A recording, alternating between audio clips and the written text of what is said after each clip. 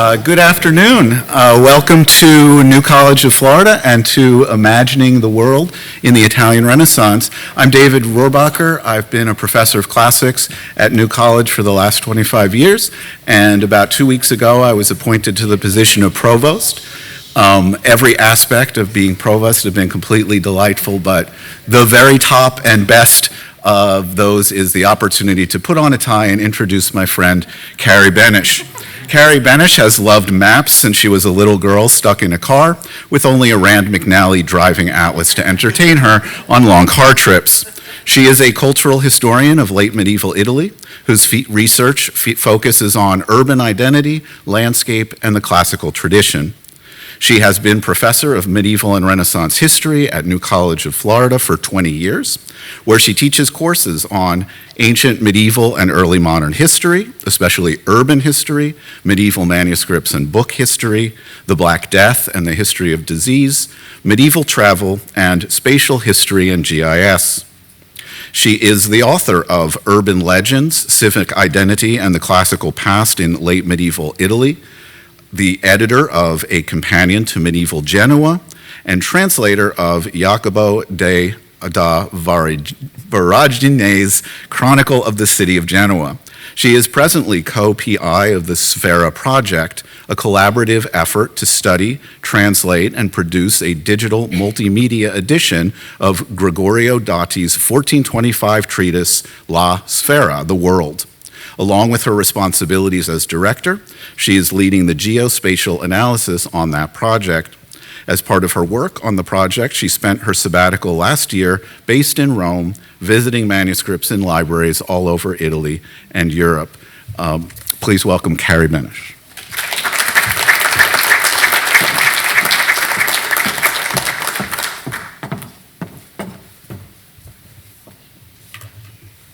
Find my notes. Thank you, David, and thank you to all of you for being here this evening. We are all excited to share our work and our love of maps with you all. I will also officially offer our thanks to the National Endowment for the Humanities for supporting the work that you're going to see tonight, or some of it. And for their support of this event specifically, we are also grateful to the Andrew Mellon Foundation, the New College Provost's Office, and the Gulf Coast Italian Culture Society, many of whose members are in the audience. Hi. So, I would like to start us off by introducing the moderator for tonight's event, who is my co-PI on the Sfera Project, Dr. Laura Morreale. Laura has a long list of publications, but rather than list them for you all, I want to stress her long commitment to digital and public outreach projects in medieval studies. For example, the open access website, Middle Ages for Educators, which offers English language resources and lesson plans for a variety of topics in medieval history. We also owe to her the entire Sfera Project, which she and a colleague came up with as a way for medievalists and their friends to maintain collegial connections during the 2020 COVID lockdown. The whole project that you're going to hear about tonight started as an online summer camp-style challenge for medievalists on social media. But it has since ballooned into a multi-year project embracing medievalists from undergraduates to tenured professors, computer programmers to archivists. That is largely due to Laura's genius for drawing people in and making things fun. So, ladies and gentlemen, Laura Morreale.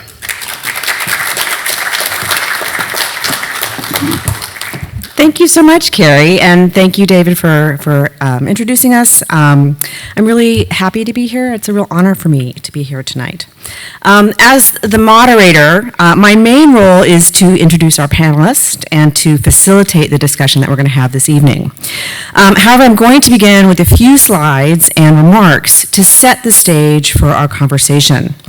Tonight, we'll explore how the concept of maps and mapping, that is, visually plotting geographical and even cosmological terrains, evolved significantly during the period that we refer to as the Renaissance.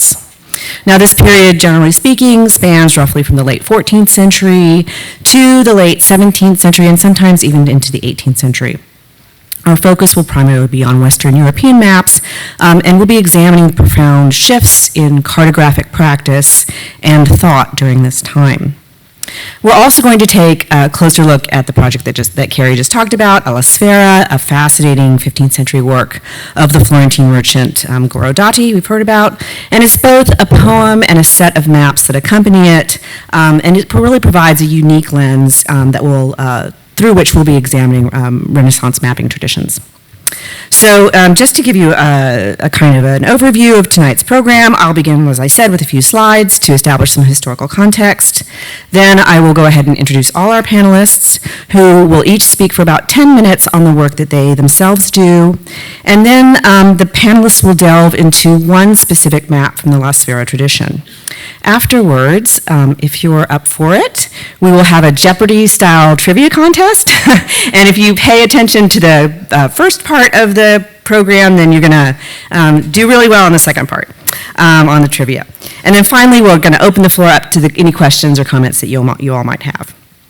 So I'm just going to start with a few examples of pre-Renaissance maps from the 13th century to provide a baseline for the changes that we're going to see and discuss tonight.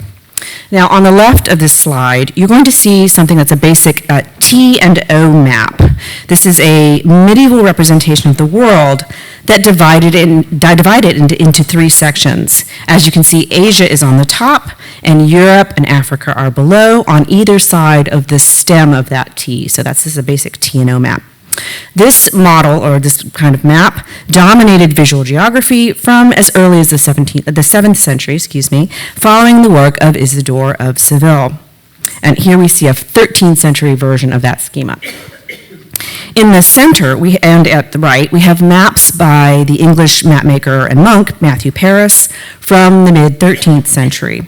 The first is his famous map of Britain, which introduces, I think, a little bit more complexity into the landscape than in our TNO map, obviously, with toponyms and small icons that are drawn onto the map that you can see there. The second is a mapped itinerary of the journey from London to Naples, and that depicts geographic space as a linear experience going from one locale to the next, which I think is much different, a different approach to sort of scale and spatial relations than we understand nowadays. Moving into the 14th century, we see further development in both complexity and scale. For instance, we see the Hereford Mappamundi, one of the earliest large-scale wall maps that builds the TNO map model into it, but incorporates a greater amount of intricacy, right?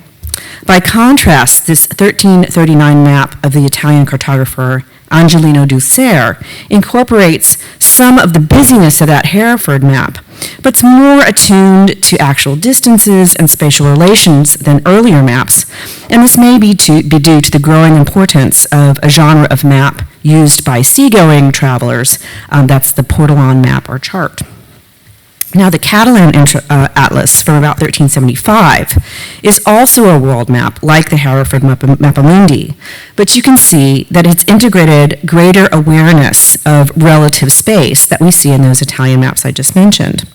Jerusalem is located at the center of this 14-foot map, very large map, and there are illustrations of many cities, Christian cities with a cross and other cities with a dome, and each with sort of a political allegiance indicated by a flag. Now, I'm not going to show any 15th century maps, since we'll be spending quite a lot of time there this evening, but to demonstrate what maps looked like by the 17th century, here is Blau's Atlas Maier from around 1660. It resembles the modern maps we are used to, much more so than these late medieval counterparts, reflecting the dramatic shifts that we'll be seeing tonight. So now that's just your basic primer in medieval maps and where we're going to. And I'm going to go ahead and just introduce our distinguished panelists for this evening. Chet Van Duzer is a historian of cartographer and a board member of the Lazarus Project at the University of Rochester, which uses multispectral imaging to recover information from damaged manuscripts. He will tell us about his work, including a very exciting project that he led on a late 15th century map housed at Yale University. Jessica Maier is a professor of art history at Mount Holyoke, and she focuses on Renaissance maps, prints, and city views, which are often overlooked as artistic production, yet are rich material for historical inquiry. She's also convinced that she makes cartography-inspired poetry. Do I have a picture of that? There it is. I'm sorry, pottery, not poetry. Pottery. That's pottery, not poetry. Although it's poetic, very much so. She describes this as nerdy but true, which I'd like to know a little bit more about later on. I was going to invite to introduce Carrie, but I think that's been done. I can attest that she is very much a mapaholic, and she really has been the driving force in getting the geographic points up and going on the La Sfera project. So I'm really pleased to be here and to be her colleague in that project. So at this point, I'm just going to pass it along to Chet, and away we go.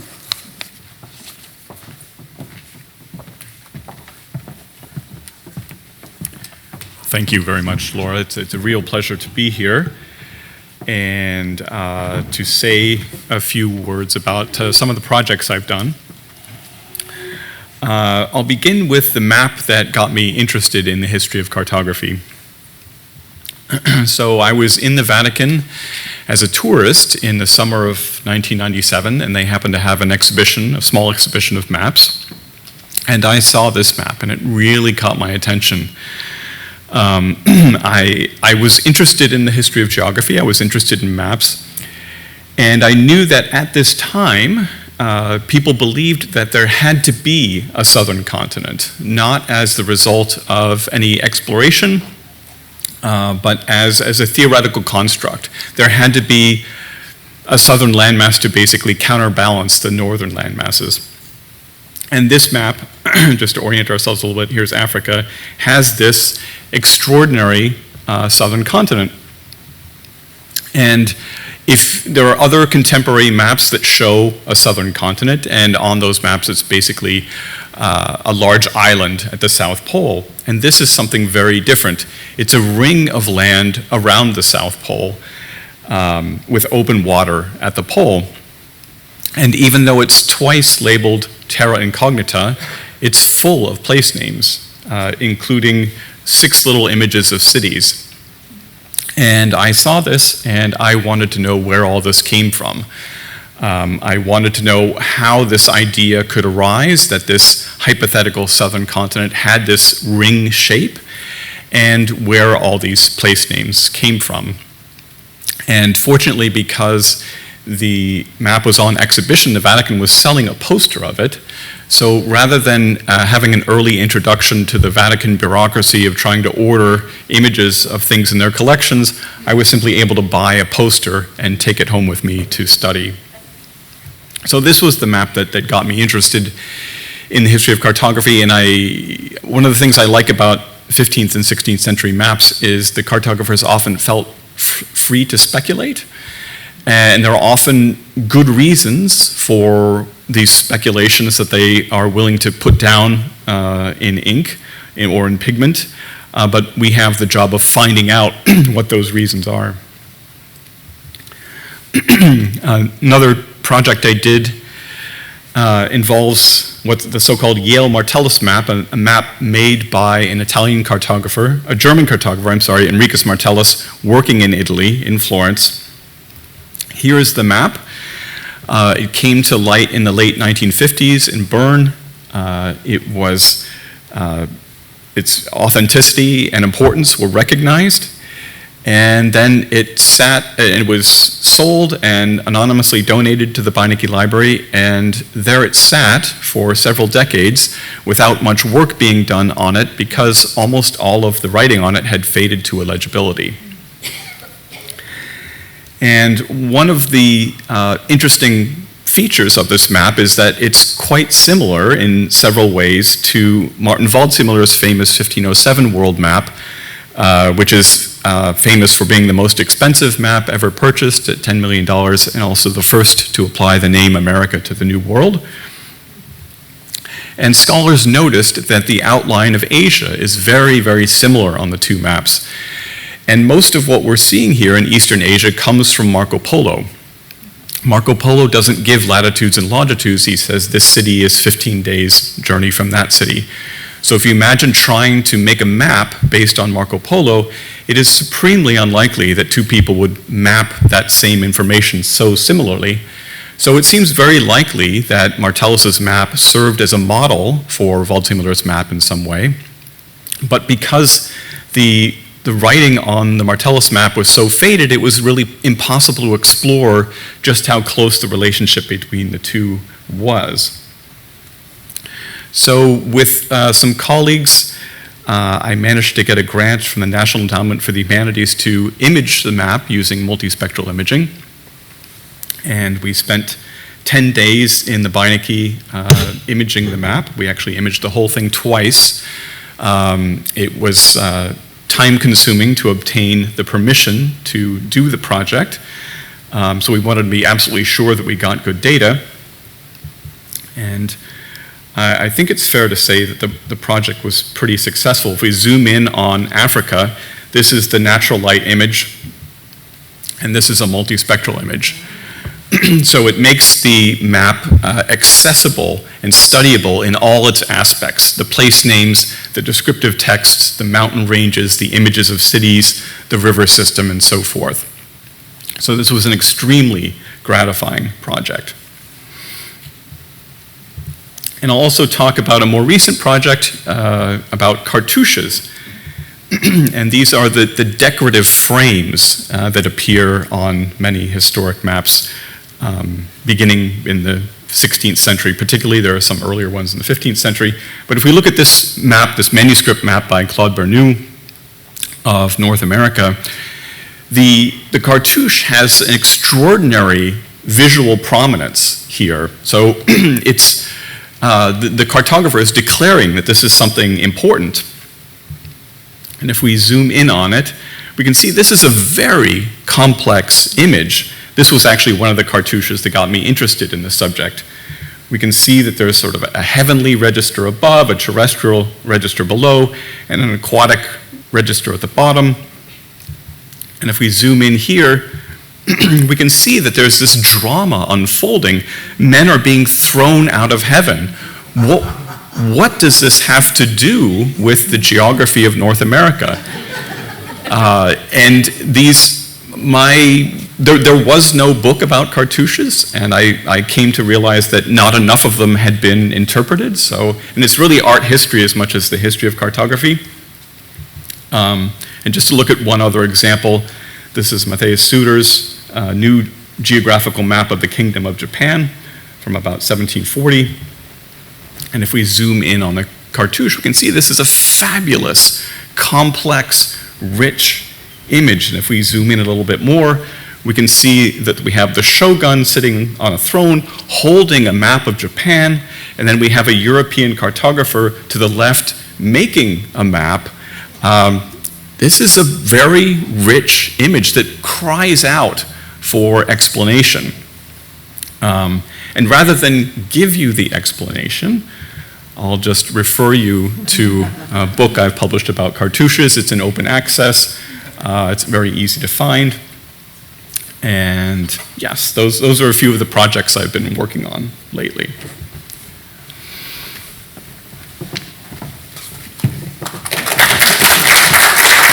Thank you so much, Chet. Jessica, can I invite you to come on up and do your thing?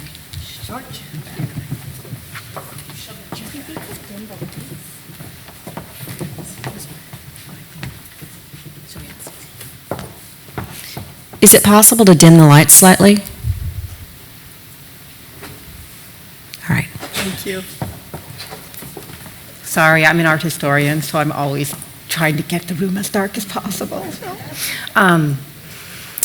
thank you for putting this beautiful image up that I know well.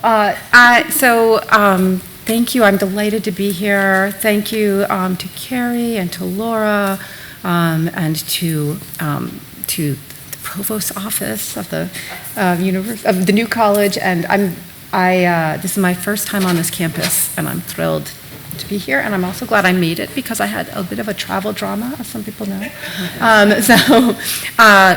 I I'm delighted to meet Chet also, whose work I've really admired, and so hard to follow in your footsteps here. But I am an art historian as well as a historian of cartography. And can you hear me okay?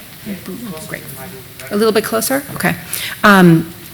I approach maps from the point of view, the same kind of analytical tools that I approach works of art.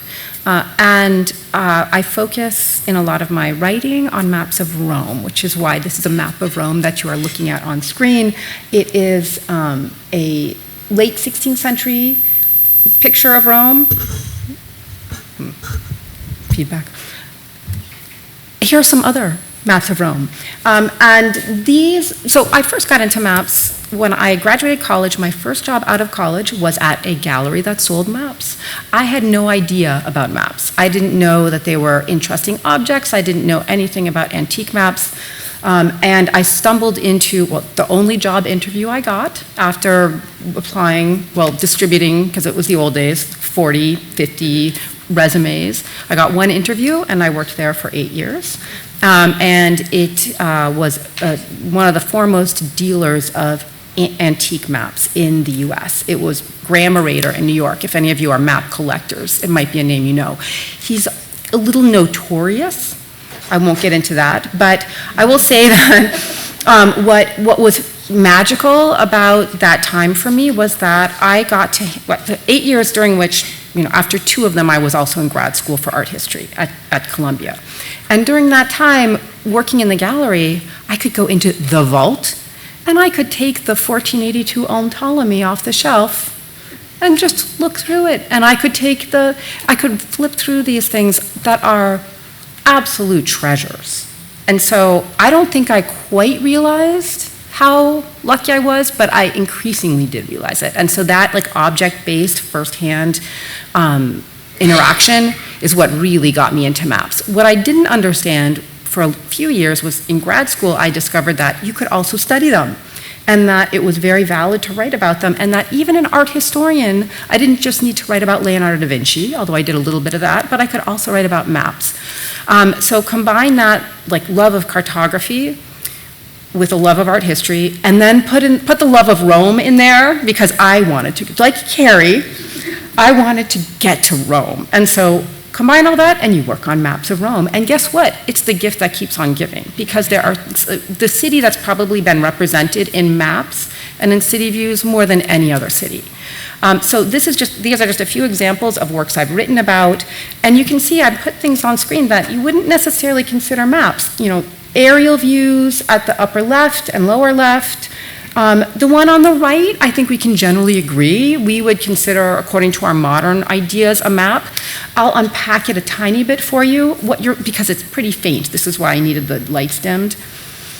We're looking at a ground plan of the city, as though you've taken a horizontal slice. Okay, this is the Google Maps of the 16th century. Okay, it's what's called an orthogonal plan. It's very measured. Distances are to scale. There is a scale.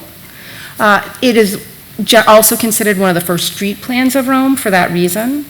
And it includes the growing kind of nexus of urban pathways.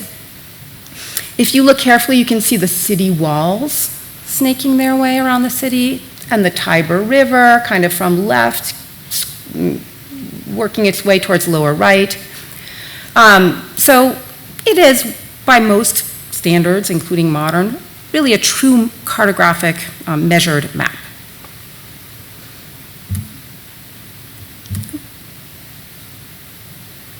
And in fact, for this reason, it's been usually seen as a really scientific breakthrough. Okay, that as much as any other kind of first here is that it's the first measured plan of Rome, that at least the first one that was for a broad audience, because this was a printed map and a very large one, about 8 feet by 8 feet. Looking at that street plan, again, you feel like you could navigate your way around Rome using this map. Rome has changed a bit, but so most of those streets are actually pretty much still the same. And it is true that there's kind of a new objectivity in this approach to mapping. And that is part of what sets this off as a Renaissance or early modern map of the city. But what interested me in this map, and I've written more about this map than any other, what interests me most is that the story doesn't end there. If you look at other parts of the city, for example, this detail, there are huge ground plans of structures, architectural complexes. And if you buy that this map is an objective, faithful rendition of the physical fabric of the city, you would think that these huge structures, in fact, existed in the city when this map was made. But they are fictions. They are almost, well, there's the Colosseum. Maybe that can anchor you. You see that towards the left, there is an oval shape that is, in fact, that did exist, although it wasn't complete then, it isn't now. And then right above it are the Baths of Trajan, which were then and are now fragmentary ruins. So same with the Circus Maximus at lower left. That was a big field, and it still is pretty much a big field. So there's a lot of reconstruction happening here, and there's a lot of imagination. So what we're looking at, if you consider the map as a whole, oops, I'm going to go back a sec, is not exactly a work of science, purely, and not exactly a work of the imagination, purely, but this fascinating hybrid of art and science. And I wanted to bring it in because that's why I think it emblematizes what I, as an art historian, find so endlessly fascinating about cartography. Because this merging of these two really different impulses, suddenly they don't actually seem all that different. And I'll just wrap up. That's a little bit about me, and this is what kind of keeps me coming back to maps in general and the history of cartography, is that mixture of the creative impulse and the measuring impulse, and of art and science. And I think it's something that you see very much also in the maps in La Sfera, so I am thrilled to have a chance to talk about those two in a few minutes, and I'll leave it there.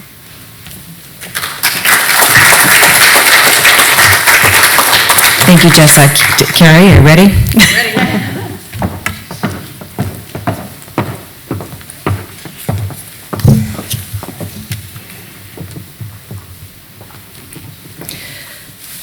So one of the reasons we wanted to do this event was to talk about the La Sfera manuscripts and to invite some colleagues in to give us their thoughts on them. And I chose who I chose, that is to say, very precisely, not only because Jessica and Chet are wonderful colleagues, but also because, as Jessica mentioned, she's an art historian. Chet is a historian of cartography, and I'm just a historian. So you're actually getting three different disciplinary perspectives on the history of maps when you get all of us in one room, as you are. And so what I'm going to do now is give you a little bit of a historical perspective on Gregorio Dati and his work. I gave you a little sense of how the Sfera project got going, with all of us sort of trash-talking each other on Twitter about whose team was doing better in the challenge that Laura came up with. But since I'm a historian, let's go back to 15th century Florence. Gregorio Dati was a merchant from a sort of a middling level family. He was not from a very prominent or a very rich family, but he did very well for himself. He had a couple of very important political appointments over time. He had very important friends. He did, in fact, end up as gonfaloniere of the city, which was the sort of the major magistrate of the city. This is the picture here that says not actually Gregorio is a picture of a gonfaloniere of Florence. It is not actually a picture of him. But Florence in the 15th century was a city that had threads, connections all over the Mediterranean. It was the center of vibrant, very competitive commercial activity. This is the Florence of Cosimo di Medici il Vecchio, the founder of the Medici dynasty.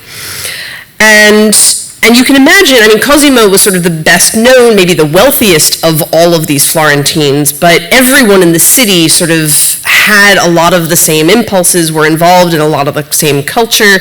It was not that big of a city, probably the size of Sarasota or smaller, so most of these people knew each other. And Gregorio Dati, as a very successful merchant, was fairly well educated. He wrote a chronicle of the city. He kept a memorandum book that we still have. It survives.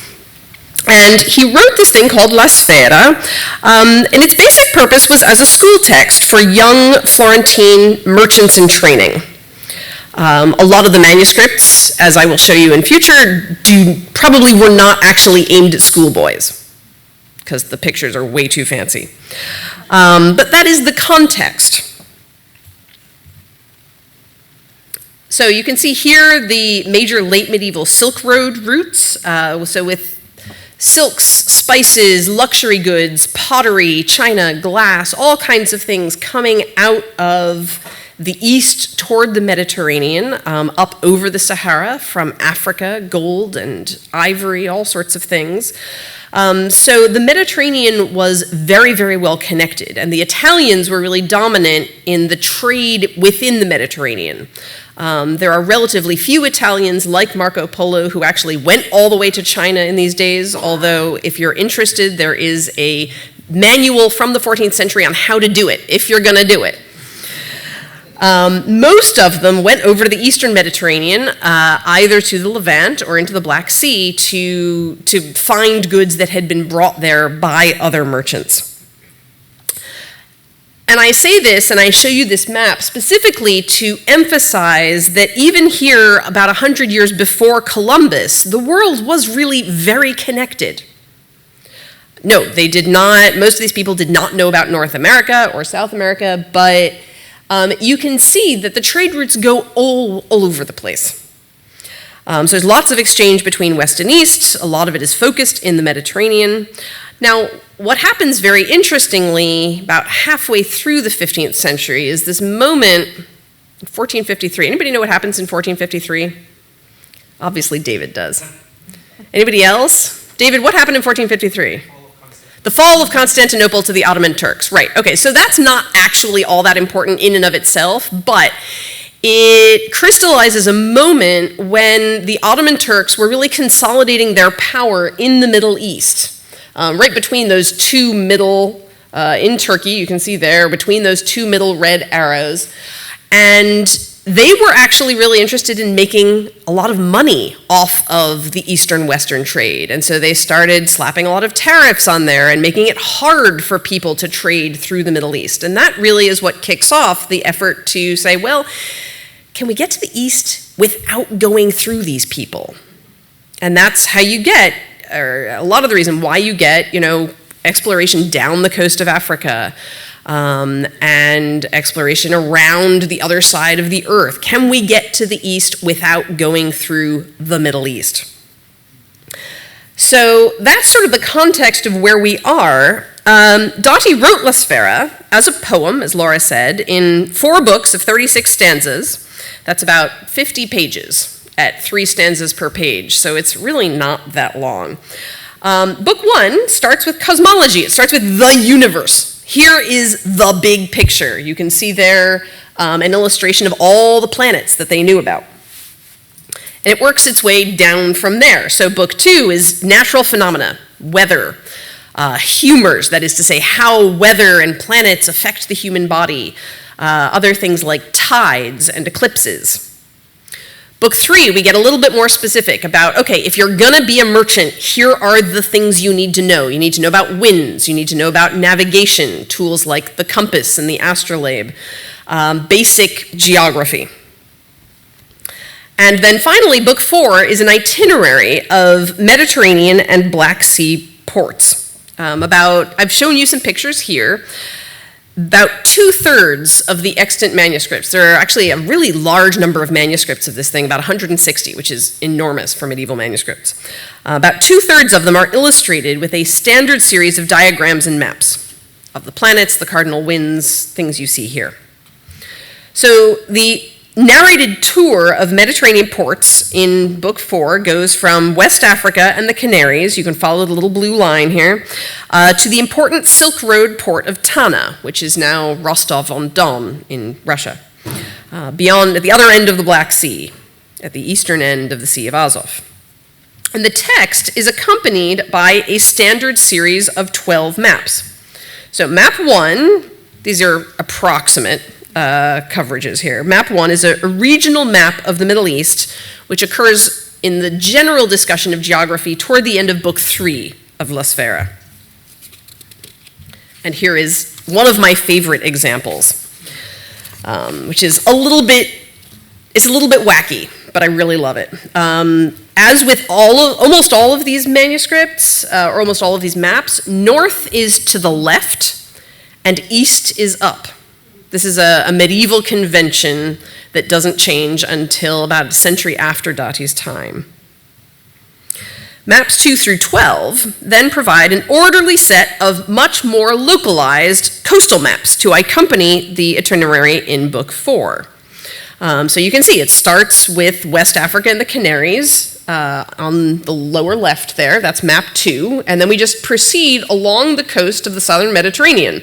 Map 3, mostly Algeria, map 4, mostly Tunisia, map 5, map 6, map 7, most of the coastal Middle East, and then around the coast of Turkey, through the Dardanelles and into the Black Sea, ending up with map 12 at Rostov-on-Don. And here, for example, is an example of map 2. So this is West Africa and the Canaries, and you can see here in Ashburnham 1106, this is the 3 stanzas of La Sfera that talk about this area of Africa and its coastline, and you can see the map going down the margin of the page. And so you can imagine flipping through a copy of La Sfera in Book 4, and every page is sort of, 3 stanzas plus an accompanying map.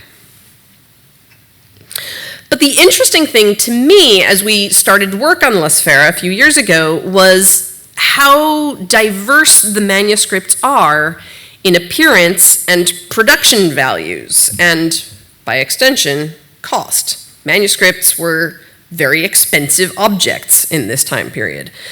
And the manuscripts really range from no images at all to accompany the text, to sketches, to sort of charming watercolor sketches, to real luxury manuscripts with illuminations and expensive pigments, books that are very clearly not for schoolboys. The one that you're seeing in the top right there was actually made for Duke Federico de Montefeltro of Urbino. So here are 2 copies of map 8 that give you a good sense of how standardized these maps are, even despite that diversity. And I've given you here what I call, on the right, map 8, the art student edition, which is very precise and very sort of graphically careful. And then on the left-hand side, you have map 8, the finger paint edition, where, somebody has sort of, the coastline is pretty careful, but then somebody has just taken that awful muddy green paint and just gone. And then if we take these 2 and we scroll out a little bit, here are lots and lots of copies of map 8. And you can easily see the overall pattern. These are all the same map, fundamentally, even though they look really different. And so you can see the huge range of artistic practice and visual convention. And I'm going to stop sort of this part of my conversation with these 3 examples of map 1 that were all created around 1470. In the top left, you have a map in the Bibliothèque Nationale de France in Paris. This is a very careful but relatively conservative production. And it's essentially a bird's eye view, but it's very schematic. You can see the Tigris and the Euphrates, very, very going this way across the page. And they're very, schematic. This one is based on the Portolan tradition of nautical maps with these kind of very characteristic bitten coastlines that almost look like, what are those, the bugs that sort of take little circles out of your leaves? On the right-hand side, you have the Vatican Museum, Vatican Library copy, also made in Urbino. This is very much a luxury production, and what you see there is avant-garde 3D perspective. It's very similar to Netherlandish paintings of this period.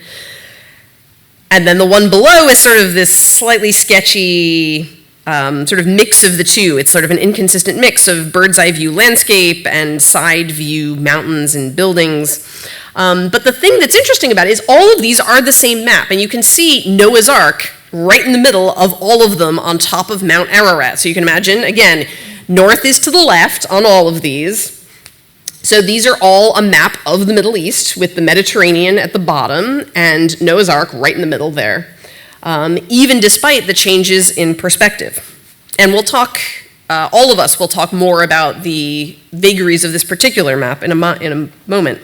So I'm going to end my time here by skipping to the end product. Our NEH grant is mainly funding the production of a multimedia digital edition, basically a website, of La Sfera that's going to combine Dotti's original text and English translation that we have made, notes, a wide variety of images, and linked maps. And an initial version of that should go live sometime in the next 6 months or so, I think. So, in the meantime, we have an interim website at sferaproject.org, and there is also a print edition that will come out also in the spring. So, if you want more information, you can go to the website or ask me. But with that, I will hand it back to Laura.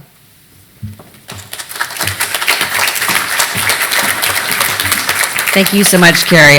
Whenever I listen to Carrie talk about La Sfera, I learn more, which I'm like, I should be knowing more about this. So now we're going to pass it along to bring it back to both Chet and to Jessica to talk a little bit more about Map 1 from La Sfera. And I'm really interested to hear what they have to say about it, because I'm sure your perspectives are just, once again, going to teach me some more things. But we basically gave them, 2 weeks ago, 1 week ago or so, a while back, we gave them sort of a collection of map ones, and just asked them, given their specialties and backgrounds, what they could tell us taking a look at this particular map. So Chet, I'm going to pass it to you.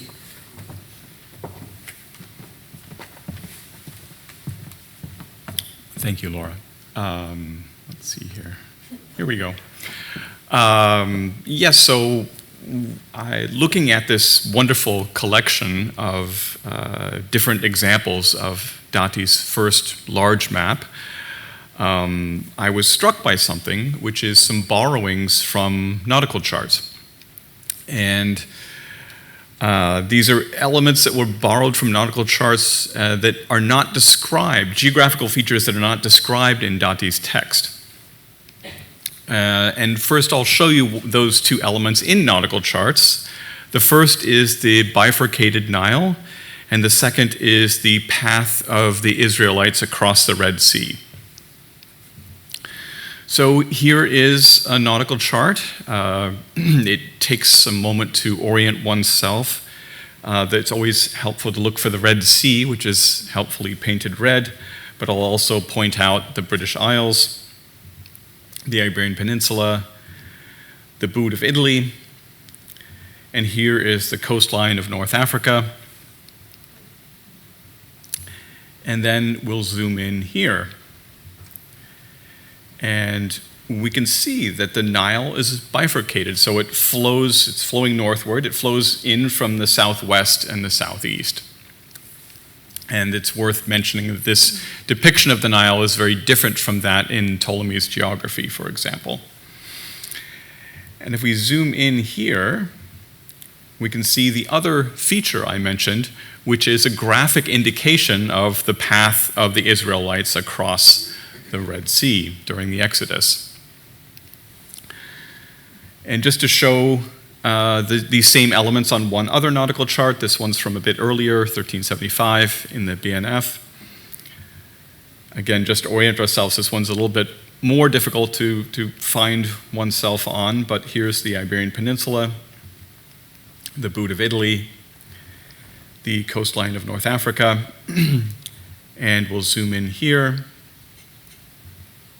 And again, we see the Nile bifurcated.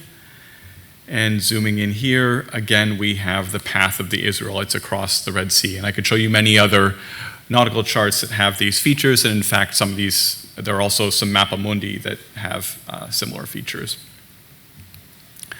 So many of Dante's maps show the Nile as being bifurcated, although Dante does not mention this in his text. So it seems very likely that this graphic element was borrowed from a nautical chart. So we'll look at a few examples of manuscripts of the first large map in the Sfera that show the Nile as bifurcated. So here we have one from the Biblioteca Medicia Laurentiana in Florence. And rotating to put north at the top, so we have the Mediterranean in the upper left, the Indian Ocean in the lower right, and I've labeled the Red Sea and the Persian Gulf, so that's the Arabian Peninsula in between. We have the bifurcated Nile. And again, this is something that Dante does not mention in his text. Looking at another example of, this is his first large map in the manuscript, one of the 3 manuscripts in Helsinki. And again, rotating to put north at the top. Here again, we have the Mediterranean, the Red Sea, the Persian Gulf, the Indian Ocean, and the Nile is bifurcated. So more than half of Dante's surviving maps show this configuration of the Nile. A few of Dante's maps, much fewer than half, show the path across the Red Sea. Again, Dante does not mention this path in the text, so this graphic element was borrowed, most likely from a nautical chart. So I'll just show a few examples of this. So we have another Florence manuscript of the La Sfera in the Riccardiana, and rotating to put north at the top. Here we see the path across the Red Sea, and we'll look at a couple other examples. This is in the Biblioteca Nazionale Centrale di Florencia. And rotating this very colorful manuscript. Again, we have the path across the Red Sea. And we'll just look quickly at one other example, the Biblioteca Nazionale Centrale di Roma. Rotating to put north at the top. Again, we have the path across the Red Sea. So the bifurcated Nile and the path across the Red Sea were both borrowed from nautical charts, it seems, but there is not a single one of Dante's maps in which these 2 elements appear together. So if we imagine a Venn diagram of the maps that have the bifurcated Nile and the maps that have the path across the Red Sea, there's no intersection between them. So the artists making the maps in the manuscripts of Dante's La Sfera consulted nautical charts as sources on 2 separate occasions. So this observation tells us something about the production of the maps. And I'll close there. That is so terrific. I never thought we would get to this point when we were bored in the pandemic and wanting to do something with La Sfera. So Jessica, I'm going to pass it on to you now.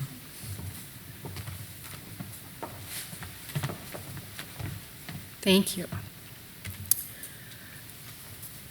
I sort of reversed the telescope from Chet's approach, which is I'm going to use the map 1, and particularly this example of it, as a jumping off point to talk about where these maps lie in the larger kind of cartographic landscape around this time. To me, this is like a very interesting moment because you are sort of on that verge of the age of exploration. I think your website, your wonderful website, mentions that. And so you're at this threshold moment. It's also a threshold moment in the history of cartography because cartography is about to change radically. That sort of the moment when it's put on a more scientific basis is usually seen as the early 1400s and really pegged to Florence because it's there that the ancient geographer Ptolemy is first translated and illustrated, okay? And so that moment, we're like on the cusp of that. And one thing, and this is slightly an aside, I find so fascinating, and I really thank you for this invitation because I didn't know these maps and I hadn't really looked at them.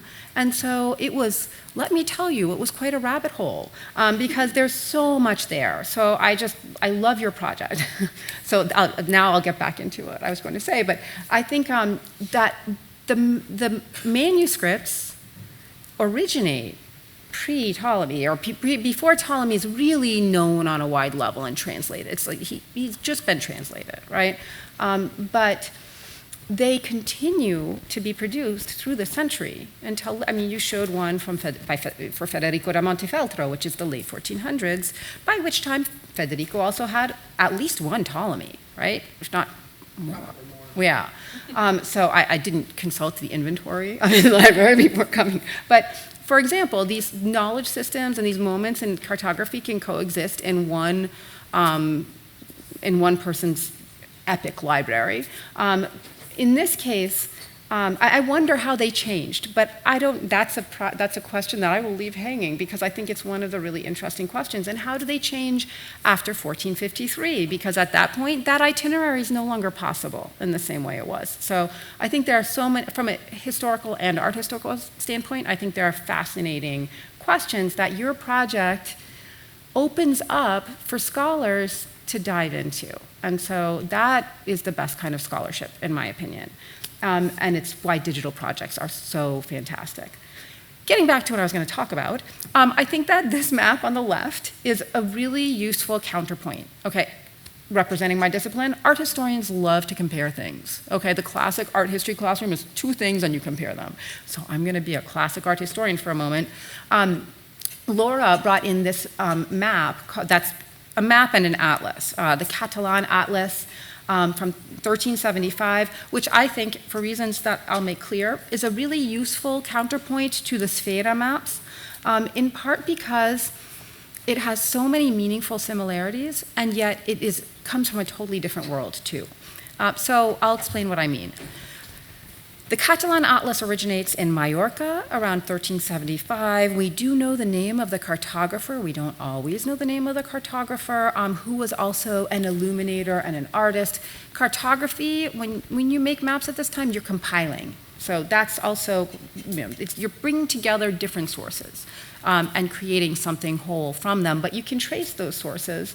And now I'm looking at the bifurcated Nile and the path across the Red Sea in a way I hadn't been before. So thanks for that. But this is a quite opulent object.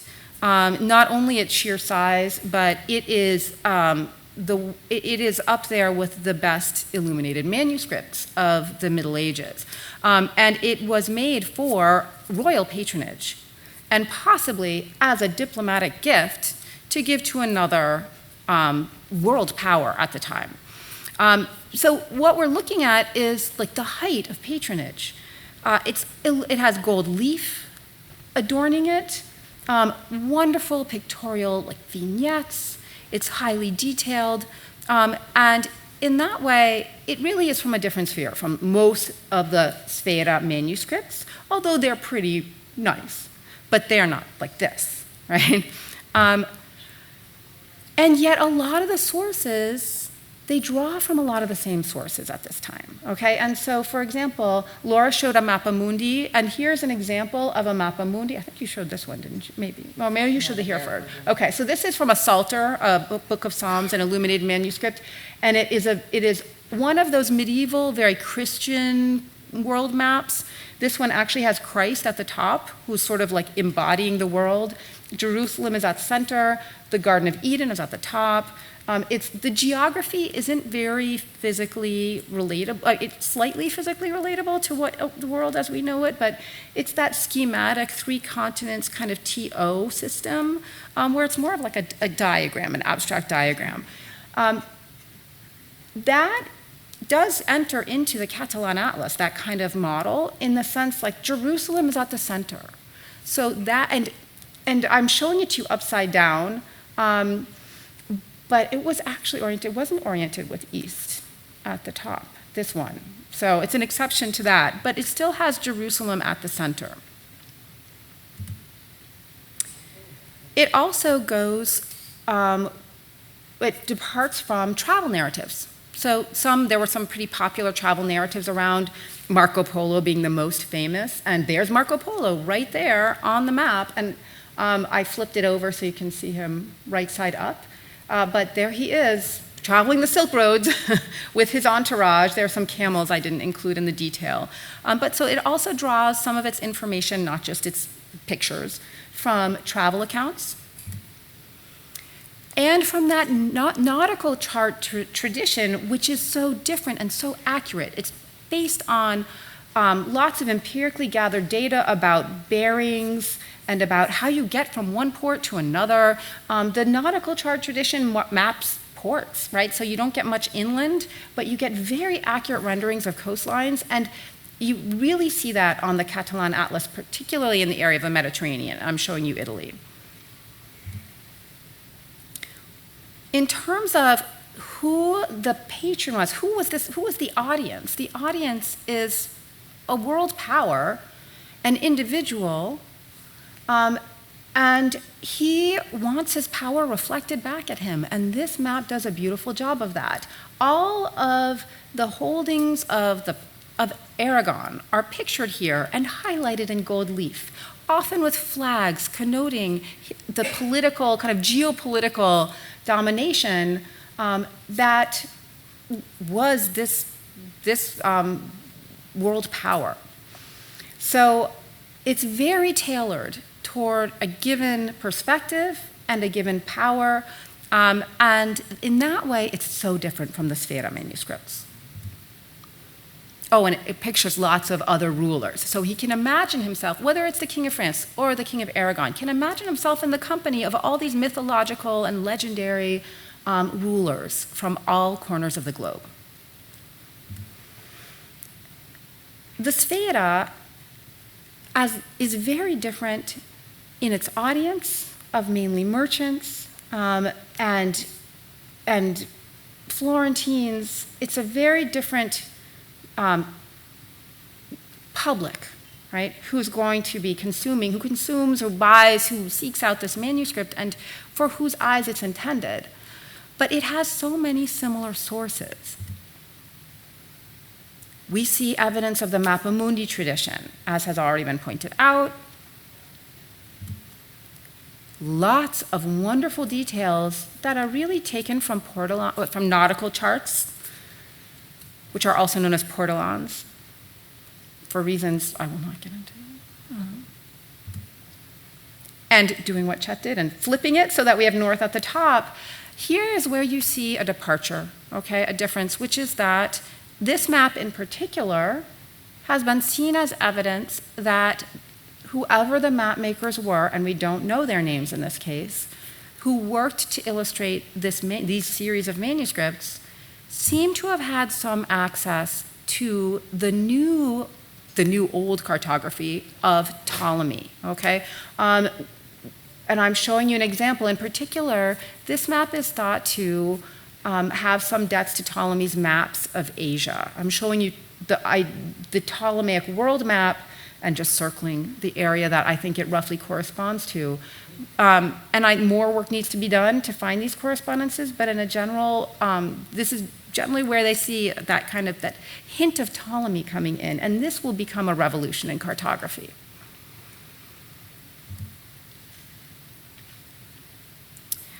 Thinking about who this audience is, they aren't seeking to have their own power reflected back at them, right? They're seeking to learn, they're seeking to broaden their horizons. And I think one way that this, from my relatively new acquaintance with these manuscripts and with this book, it's often, and I think largely rightly seen as kind of the merchant's worldview, right? These are the ports where they had trade.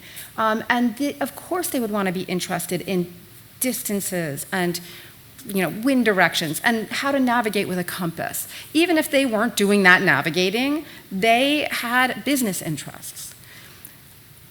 On the other hand, it also shows a moment where there was a kind of desire to have a knowledge about the greater world, whatever your social background was, whatever your business was, right?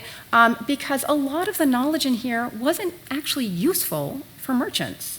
And if you're a merchant in Florence, most of your business is on the Atlantic coast of Europe, especially Northern Europe, right? The cities of Flanders, for example, and those are nowhere to be found. So you can't explain this manuscript purely in terms of business interests and wanting to learn more to be successful in that financially, right? A lot of it shows a rising curiosity simply to gain more knowledge, and this is the spread of learning and humanist knowledge to a much larger category of the population than had been the case in previous generations. And this is, in its way, very 15th century.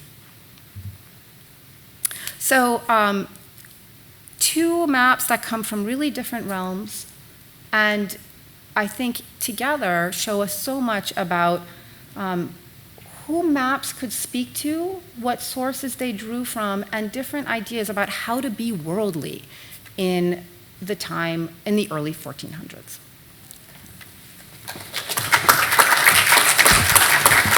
Thank you so much, Jessica. I really love that idea about what La Sfera, the world, looks like, right? Yeah. All right, so Carrie's going to give us a last little look at map 1, and then be ready for Jeopardy!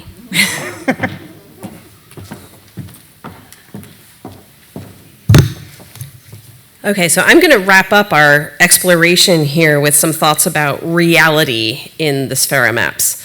And I'm going to apologize in advance to my co-presenters because I told them to stick to map 1, and I'm not entirely going to do that because I had too much to work with. But there we are.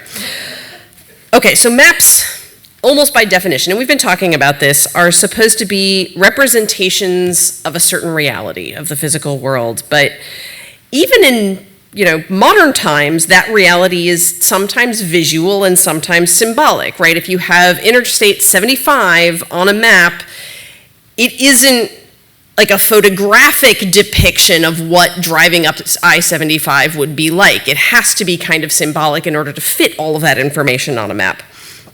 And as Jessica pointed out earlier, the Renaissance was a period in which artists in particular were really interested in that balance between symbolic representation and visual representations of what things actually look like and how you measure things. So here you see an example of map 1 that isn't a flat bird's eye view, but a kind of an oblique perspective of what the Middle East might look like from, say, an airplane or a really big mountain, or if you were sitting on a cloud. The mountains have 3D shading. Noah's Ark is at least notionally 3D. And so seeing all of these images in the Sfera manuscripts really got me wondering about what people in the 15th century thought was real about these maps. Here's another example. It's related to one that Chet showed you earlier, which demonstrates nicely how the Sfera maps combine both real and imagined geographies. And again, this is exactly what Jessica was talking about earlier. That is to say, the creators of this map were populating it not only with what they knew about the world in their own time, but also with things that they knew about but which did not exist. So 2 or so of the 10 major features of this map, the city of Nineveh and the Tower of Babel, were understood in the 15th century to have existed once, but not anymore. Yet clearly it was important to Dati and his contemporaries to know where these biblical sites were in relation to other sites they could actually visit, much like a historical plaque or a site marker. And the collapsing of historical time on this map is particularly effective since several of the contemporary cities labeled here, Jerusalem, Damascus, were understood to have also already existed at the time of the Old Testament, at the same time as Babylon or Nineveh. So the map essentially serves as a means of historical location and positioning, as well as geographical. Now, speaking of the Tower of Babel, here are 5 depictions of the Tower of Babel in the Sfera manuscripts, which bring us to the question of architectural reality. To what extent do these artistic depictions represent any kind of reality? Now, some of these are clearly whimsical, like the 2 on the right. I'm particularly fond of the one with the avenging angel smashing the Tower of Babel. Yet the 3 on the left, while unlikely to resemble anything actually built in ancient Babylon, not that I know anything really about Babylonian architecture, are actually pretty good representations of 15th century Italian domestic tower architecture. So if you compare it, for example, here with the city of Lucca as depicted in Giovanni Zarcambi's Chronicle around 1400.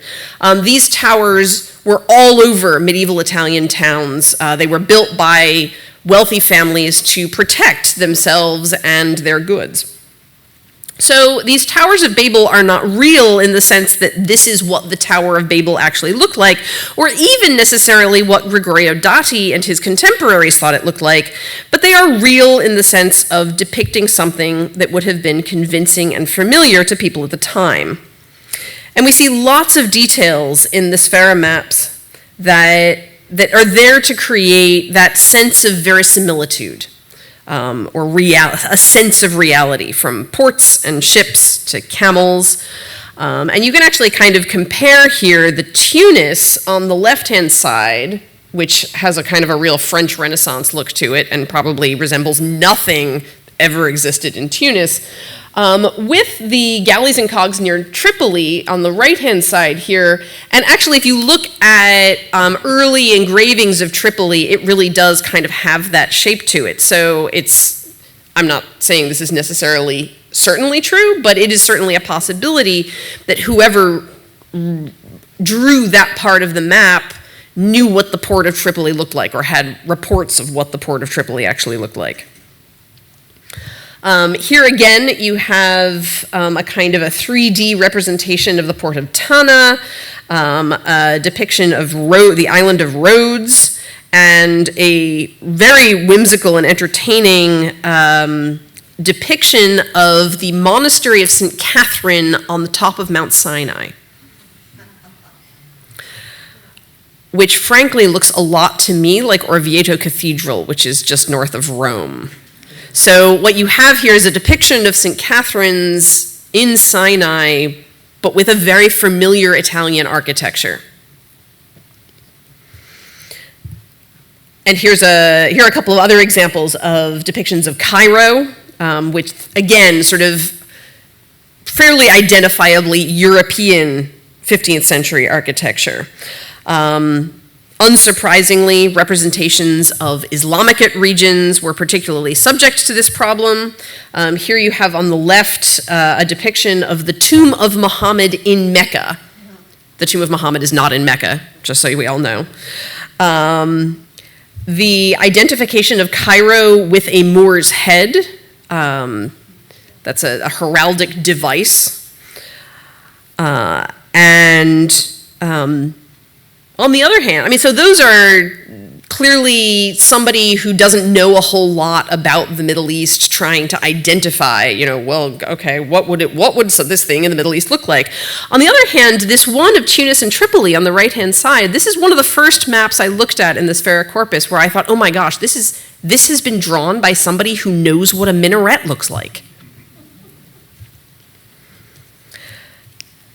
So there's a real range in the Sfera Corpus of what do these things actually look like? Are they likely to be inaccurate or inaccurate? Would they have created a sense of reality or verisimilitude for the viewer? And I will close by noting that this is not a problem just in Islamic regions, however, though. Inconsistency and inaccuracy in representing Constantinople are pretty standard of the corpus. Some are terrible, some are better than others, and a few are quite good. So here on the left, in the Florence manuscript, you can see, I mean, this is an artist who's phoning it in.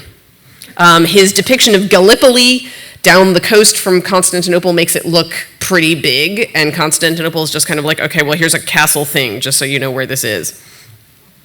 On the other hand, we can compare that with the Arsenal manuscript, which actually has two fairly identifiable features. You've got the Church of the Hagia Sophia, or Sancta Sophia, as it's labeled, with its dome, and then the big walls of the city, which were a real well-known feature of medieval Constantinople.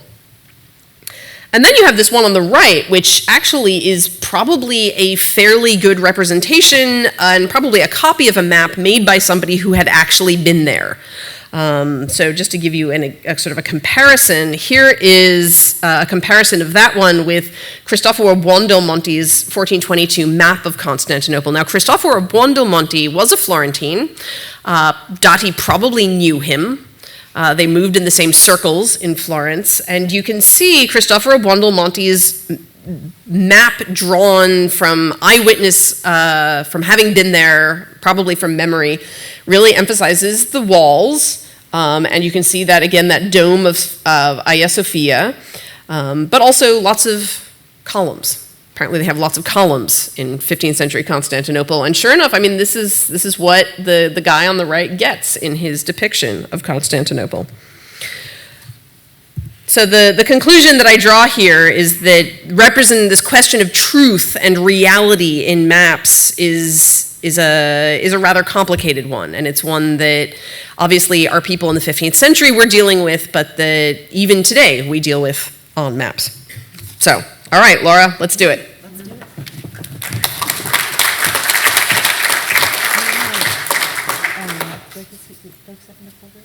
Yeah, how should we do that? All right, we are going to, now you've seen all these pictures and learned all this stuff, and now we're going to turn it back to you all. What I'd like us to do is to get into 4 groups, and each group should have someone who's pretty good with a cell phone. I don't know if that's a challenge. It would be a challenge for me. Pretty good means that you can take a picture and you can buzz it for the Jeopardy questions. So I think there's a pretty cohesive group up here. Is that correct? So take kind of the first couple of rows there, and maybe like all of you guys in the back there, and then sort of this group over in sort of the center stage right, and maybe another group sort of over on the right-hand side end.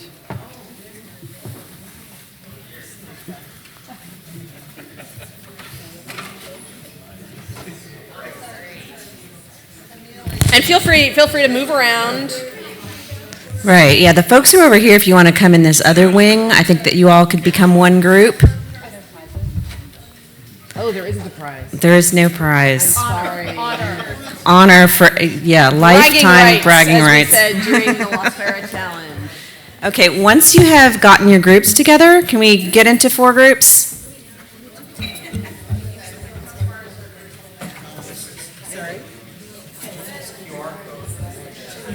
Let's see, can we do this or do we need to count out? Should we be more? No, they don't need me to be in. I just need 4 hands of 4 group leaders. Yeah, like. Oh, there's Watermelon is here. Gotcha. We're going to be Team Pineapple. Team Pineapple is here. Great, awesome. You sign on with onto the QR code, and then choose a team that you have a team leader, and each person is going to choose their fruit or vegetable. Okay, lemon. Yes, we need one more. Get your team ready to go. Okay, can you get the QR? Should I make it larger? Oh, fantastic.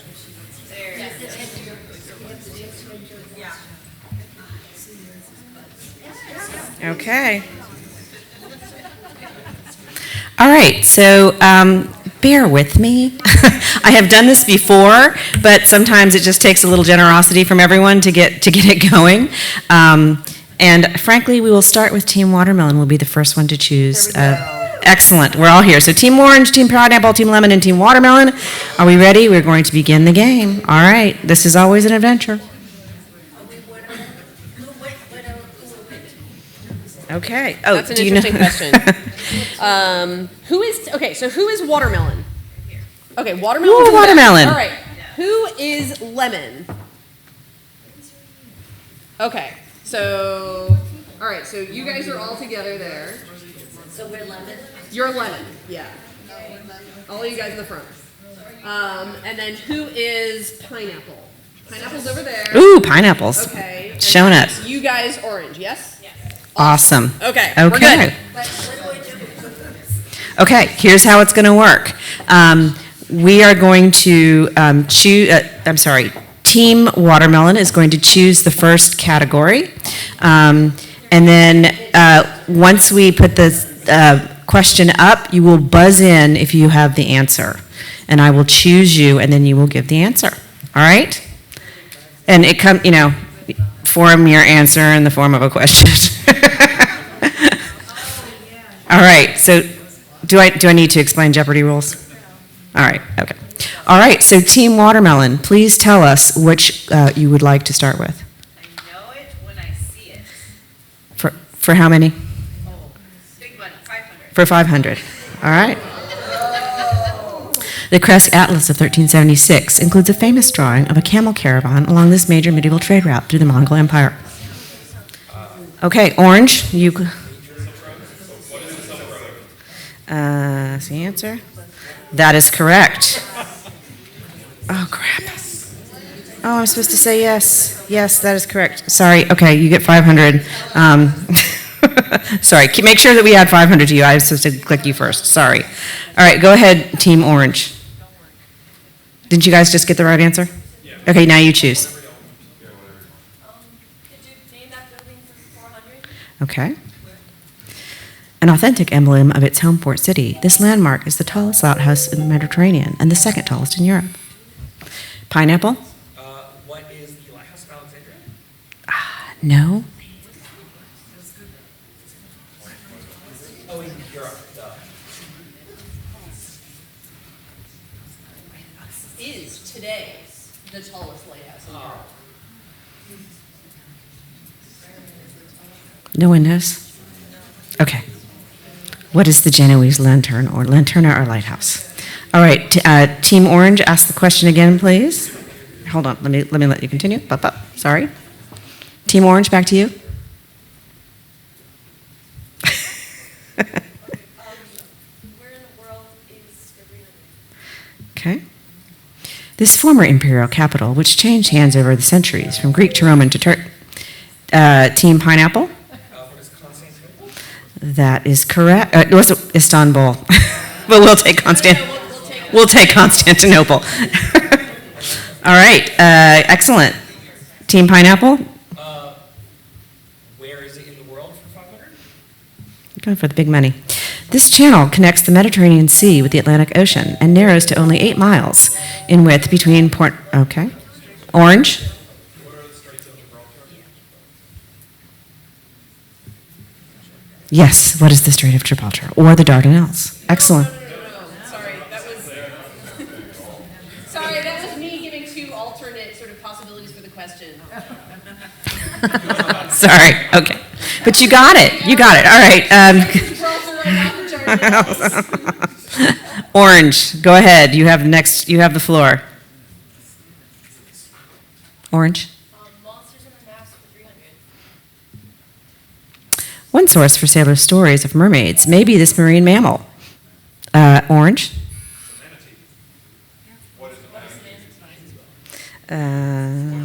What is a manatee? That is correct. Oh, dang. You guys are being so good. Thank you. All right, go ahead, Orange. I can't remember all the answers to the questions. Go ahead, Orange. Check your. All right. According to the Middle English poet Geoffrey Chaucer, who wrote an introductory Pineapple? What is Australia? Pineapple. That is correct. Very well done. Go ahead.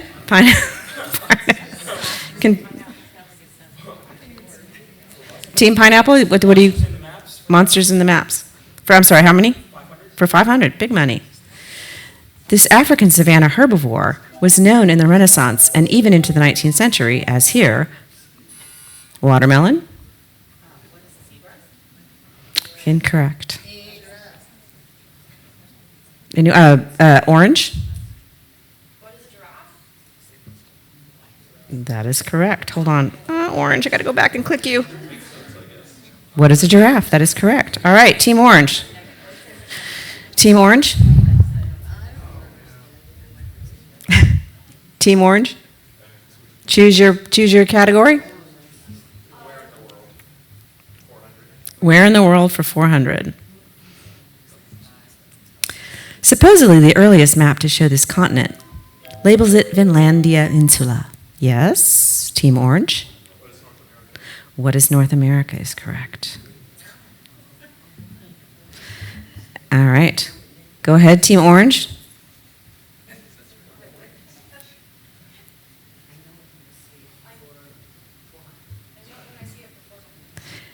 Maps produced at Dieppe in the mid-16th century often omit the Pacific Ocean by combining the coastlines of these two present-day countries. This is a hard one.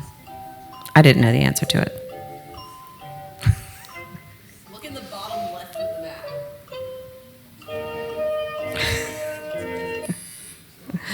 All right. What are Australia and Brazil? All right. We'll go back to Team Orange. Team Orange. Name that building for 200. Name that building for 200. The first multilingual edifice whose story is told. Team. That is correct. What is the Tower of Babel? You guys are good. Go ahead, Team Orange. What is that building? Or name that building for 300. The church that guards the tomb of Rome's most important patron saint. Team Pineapple. What is the Vatican? No. Team Orange. What is St. Peter's? Yes, that is correct. All right. Go ahead, Team Orange. Can we do name that building for 100? Name that building for 100. This architectural masterpiece was the world's largest watermelon. That is correct. You guys are rocking it.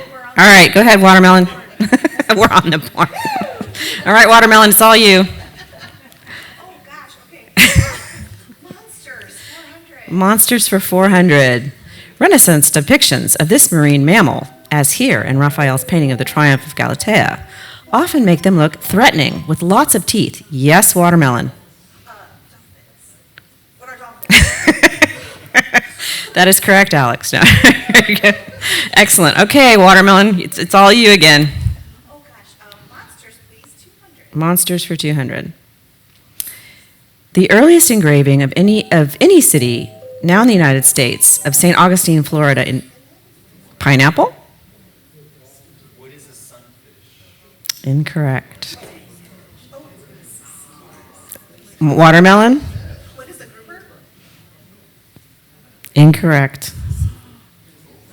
Orange? A dolphin fish or That is correct. Those are the names.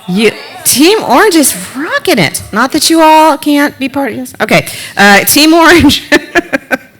Go for it. Let's finish monsters and maps for 100. This marine animal is depicted on the 12th century painted ceiling in the Church of St. Martin in Zillis, Switzerland. Pineapple.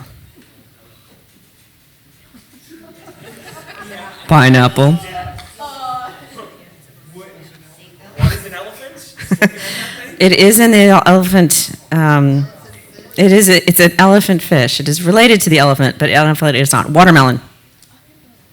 What is a hippo? Oh, so close. Orange.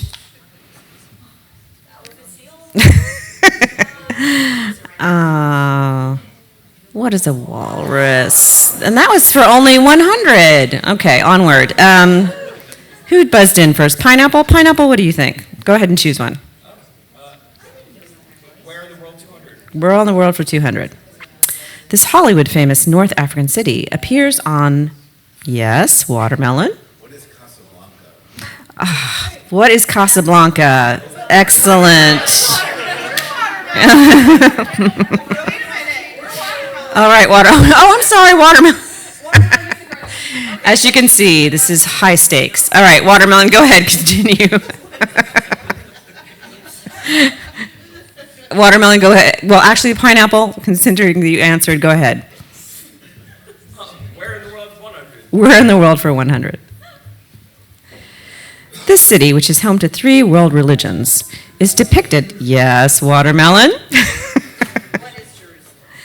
That is correct. It's our 13th century map from Matthew Paris. All right, I know, sorry, who just answered that? Watermelon? All right, watermelon. Name that building 500. Name that building for 500. Considered by some to be the holiest site in Christianity. Yes, orange.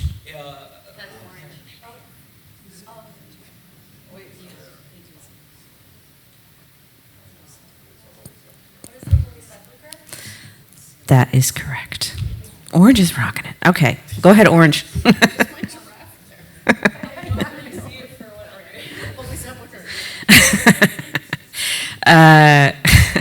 When superimposed on each other, these 2 capital letters describe the shape of many. Yes, orange? Correct. All right, what are T and O? Another La Sfera image. All right, orange, where are we going? Trade wind tools for 100. Okay. This tool, made of a magnetized needle attached, watermelon. What is a compass? You got it. All right, watermelon, where are we going now? I know it when I see it 300. I know it when I see it for 300. This city, best known by its eponymous horse. Yes, pineapple? Incorrect. Watermelon. What is Troy? That is correct. All right, watermelon, where are we going? Know it when I see it 200, please. Okay. This body of water is instantly recognizable. Pineapple? What is the Red Sea? That is correct. For 700, or not 700. All right, where are we going, pineapple? Oh, hard choice. Trade winds 500. For 500, trade wind tools. Renaissance depictions of the ancient geographer Claudius Ptolemy often showed him with this astronomical device, which modeled the circles of the heavens, as well as terrestrial equator, meridian, tropics, polar circles. Orange. What is the astrolabe? That is not correct. This is a hard one. What is an amylary sphere? All right. I guess orange. Go ahead. Trade wind tools for 300. This type of ship was preferred by Mediterranean mariners for thousands of years, especially for valuable cargoes. Pineapple? Caravel? What is a caravel? Incorrect. Watermelon? What is a sail ship? No, I don't think we can accept that. Orange? What is a clipper ship? Oh, no. Anyone else? 300 years later. You're too late. All right, meh. What is a galley? All right, 400 is the last bit. I'm just going to say it. I'm choosing it. Determining this measurement was a major navigational problem until the development of the marine chronometer. Pineapple? What is latitude? Longitude. What are 2 things, one or the other? All right, and so the winner was Wow, so hard to figure it out. orange. Let's give a hand to orange. You guys did a great job, and thank you to you all for being good sports. Okay, you're still with us. Thank you. We now have a moment to open the floor for your questions. You can ask questions to anybody about anything that we talked about. I appreciate you hanging in there with us. I know it was a lot of information, but we'd love to hear what you all have to say, questions or concerns or comments or any of that.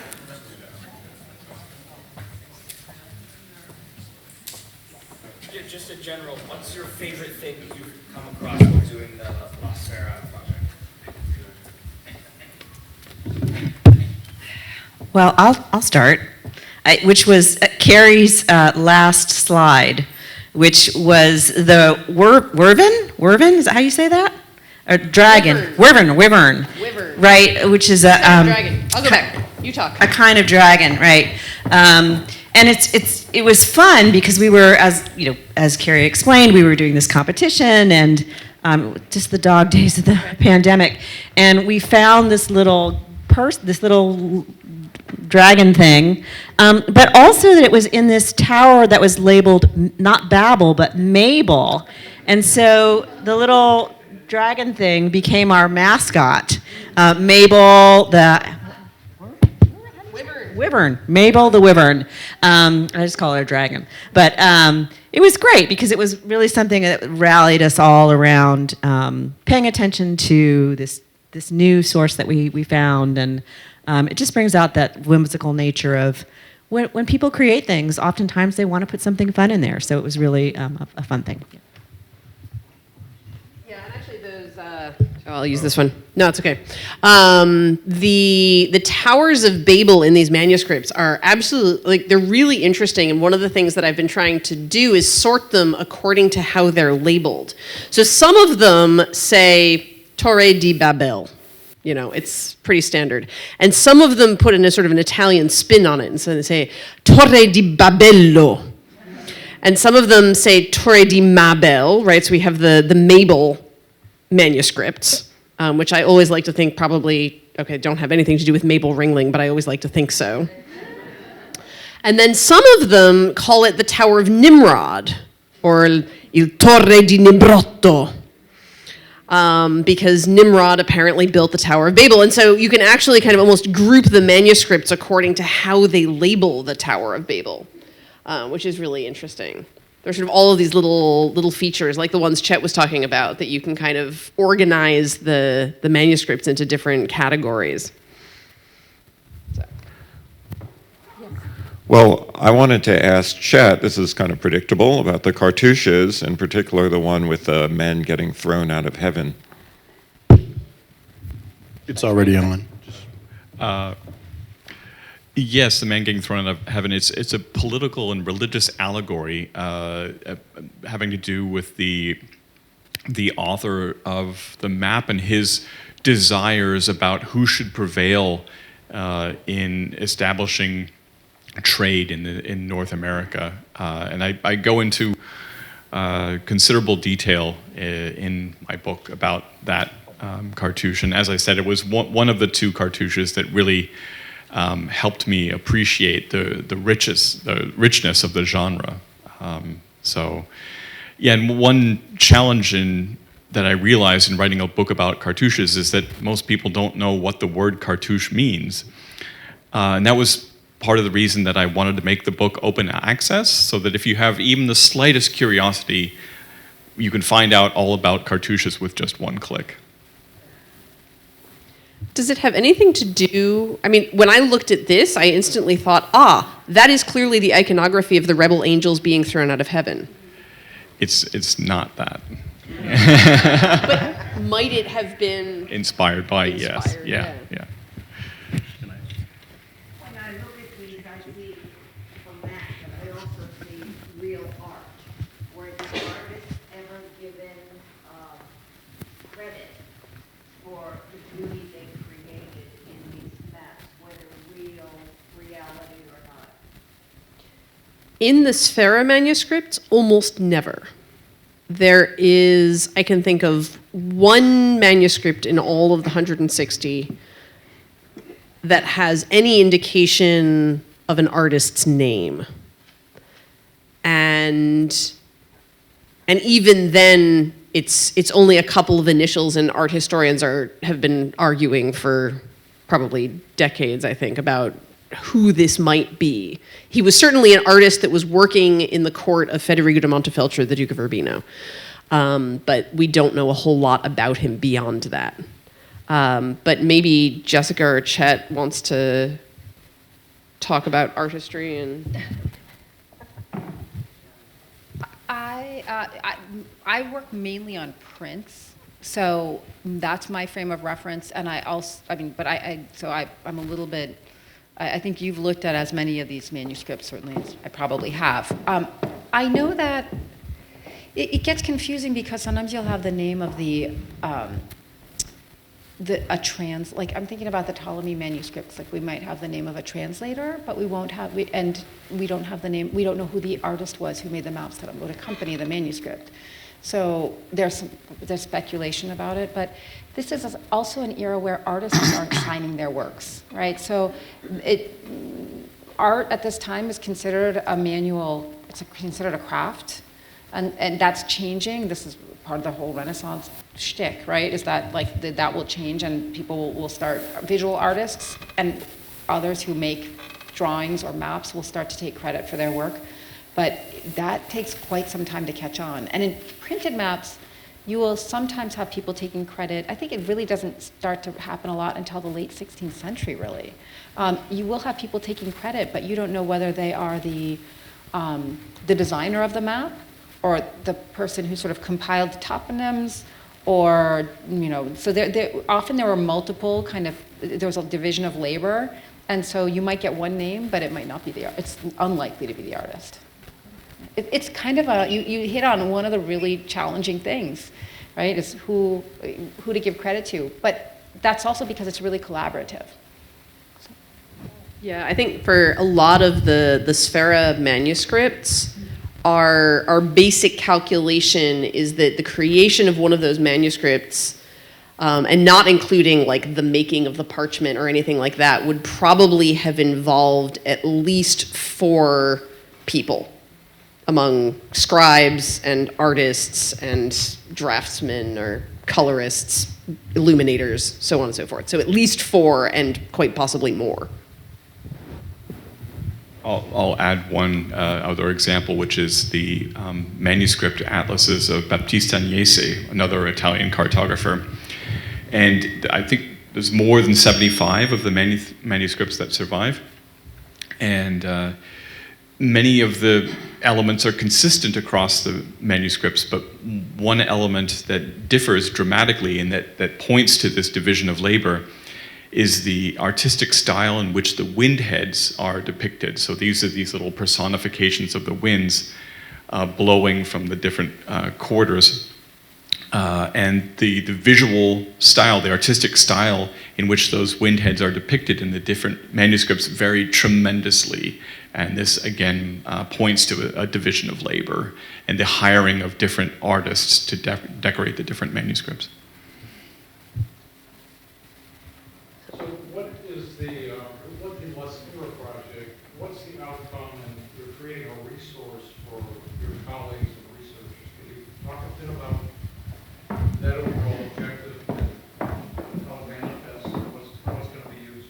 You start talking, I'm going to do it. Absolutely, yeah. So our immediate product is this website that has our Italian edition, which is not based on any specific manuscript, but sort of an Italian edition, and then an English translation, which was done, as Carrie mentioned, collaboratively over the course of about 2 years. This was also pandemic activity. We all got together online, 7 of us. Half of us were, more or less half of us were Italian natives, and the other half were English natives speakers, and created this translation. Then Carrie's heading up the team that is taking all of the various toponyms or place names that are both in the poem itself, but also in many of the maps, and creating a modern map with those that you saw here, with those place names on the modern cartographic interface. We're also going to be looking at the various manuscripts. That's the second phase. We were going to try to look at the variations in the poem itself, but that's for a second phase. And then the last phase that I'm going to be in charge of, I'm very excited about, is we're going to try to get other people to transcribe further copies of the manuscript, right, or further copies of the text, right, and to then add that into our edition. That's the last phase. We want to have an ingestion of new transcriptions into the site itself, so sort of an extendable or extensible edition. So that's the plan. So this is the sort of the site in development. And you can see we have the edition, so that's where you would have the text in Italian, the text in English, with corresponding images. I think we only have the text up at the moment. Yeah, you see the thing that brings in the manuscript images isn't working yet. This is all in process. But you can see you've got sort of book 1, first stanza, including the English, and then these little notes that sort of explain things. We're also doing you can see there's a list of all the different manuscripts, there's going to be resources, there's a gazetteer. So this is what I've been working on with our web developer, so here are all of the places that are mentioned in La Sfera. And so the idea is that you can click on them, and it takes you to a page where it gives you sort of all the different spellings that this thing comes up as. If you have a manuscript with a crazy spelling and you're like, I don't even know what this thing is. It's the modern Turkish city of Antalya. We've got various kinds of sort of links showing this, where this thing is. And so our hope is that will be kind of a resource for people who are working with pre-modern materials. I had this in the Chronicle of Jacopo Voragine then when I was translating that, which is a chronicle from Genoa in the 13th century. And Genoese in the 13th century were all over the Eastern Mediterranean, the Black Sea. And so Jacopo, when he was writing this chronicle, was talking about Genoese activities in these cities that I had no idea what they were. Not because I didn't know anything about the Black Sea, but because a lot of these cities around the Mediterranean, their names have changed 3 or 4 times over the course of history. And like the question that we got of Nife and Casablanca, a lot of times these names bear no relation to one another. So it's not like this, where, okay, it was Atalaya, and then it was Asatalia, and then it was Antalya, and you can kind of see how these things are vaguely related. But no, these names they change entirely. And so we're hoping this will be a resource for people who have a name like this, and they're like, I don't know what place this is. Can you help me? But yeah, so that's the site in development, and you can kind of see. This is sort of like the goal of what we're working on, to try and present the text plus the images plus, oh yeah, here we are on the map, to allow people to use this. Either for teaching, but also for other things. There's another question. Yes. So was Gotti responsible for conscripting the people to come up with this material for him, or did he just comb through information that he gathered himself? Who conscripted all the information to put together the documents? I think it was Dottie himself. But I think that speaks to a sort of an interesting question about this text. One of the things that I think we sort of assumed when we started working on this was that these copies were almost like modern guidebooks. Okay, nowadays you just use your phone. But, think about 20 years ago, where if you were going to Europe and you would buy Rick Steves' Guide to Europe, And we were thinking that Dottie's work would be kind of like, okay, so like I'm a merchant, this is my first trip over to Alexandria, I'm gonna take my Dottie's Sfera with me so I know where I am the whole time. And I think what we really concluded in the end, having looked at a lot of the manuscripts, was that people didn't use them like that. Mm-hmm. There are almost no copies of La Sfera that have like comments added in about like, you know, that one little place that made baklava in the back streets in Cairo that you don't want to forget, or oh wait, it says here it's 500 miles between Tunis and Alexandria, but actually it only took us 3 days in the ship, so really it's got to be less than that. I'm going to change the, you know, the thing on the map. So we really didn't find anything like that. And so one of the conclusions I think we came to is that these are fundamentally coffee table books, or books that you keep at home. They might be references. They might be, a lot of them are just kind of luxury objects that you leave on the coffee table for people to look at to show how wealthy and worldly you are because you own this fancy book with these fancy illuminations, and it's all about these like remote exotic places. Mm-hmm.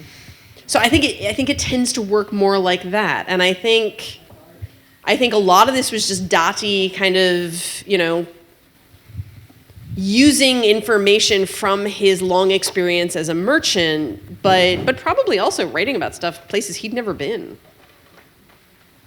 Yeah, I kind of think it's like having a grand piano if you don't play the piano, right? It's that kind of a luxury item in a lot of cases. Question back in the back, yes. Thank you for this, by the way. This has been really fascinating. And pardon my historical and geography ignorance, but several of you kind of kept mentioning the importance of and notating that bifurcation of the Nile. Was that not known? I mean, you would think it would be kind of obvious.